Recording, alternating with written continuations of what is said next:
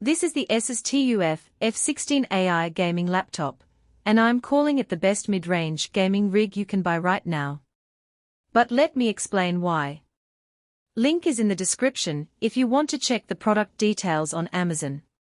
I've been gaming on laptops for over a decade, and most machines either sacrifice power for portability or cram so many specs in that the thing sounds like a jet engine after 5 minutes. The TUF F16 somehow splits the difference.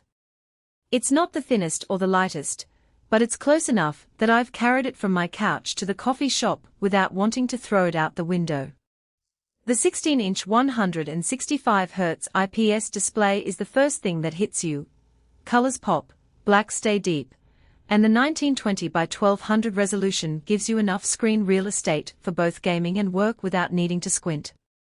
I ran Cyberpunk 2077 on Ultra at around 120 FPS, and even with RT overdrive enabled, it stayed above 90 FPS. That's the kind of headroom that keeps a laptop relevant for 2 or 3 upgrade cycles. Under the hood, the 14th Gen i7-14650HX is the real star. It's not the absolute fastest mobile CPU out there, but it's within a few percentage points of the top-tier chips while sipping power like a mid-range option. I ran Blender, Chrome with 40 tabs, Discord, and a game in the background, and the fans never hit the turbo noise level that makes you want to mute the whole house. The 32GB of DDR5 keeps everything smooth, no stuttering when I Alt-Tab from Valorant to a 4K YouTube stream. Storage is a 1TB PCIe Gen 4 SSD, which means Windows boots in under 8 seconds and games load faster than my desktop with a Gen 3 drive. If you're coming from a 5-year-old laptop, this alone feels like cheating. Connectivity is where this machine punches above its weight. Thunderbolt 4 means I can daisy-chain dual 4K monitors at 60 Hz without a single hiccup. HDMI 2.1 supports 4K at 120 Hz, which is perfect if you're gaming on a high-refresh external display. The Wi-Fi 6E card keeps latency low even when the whole apartment is on the same network. I tested it with a wired connection and wireless, and the difference in competitive shooters is noticeable: less rubber banding, fewer frame drops. The included portable USB hub is a nice bonus. It turns the laptop into a mini workstation when you're on the go, giving you 2 extra USB-A ports and an HDMI out without carrying a separate dock. Battery life is the one area where realism matters.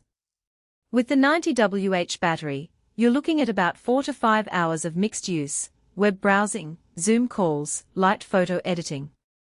If you're gaming, expect closer to 90 minutes before you're hunting for an outlet. That's not terrible for a gaming laptop, but it's not a MacBook either. The 280W power brick is beefy, so if you're planning to game plugged in most of the time, you'll want to keep it handy. The keyboard is backlit, spill-resistant, and the key travel is actually comfortable for long sessions.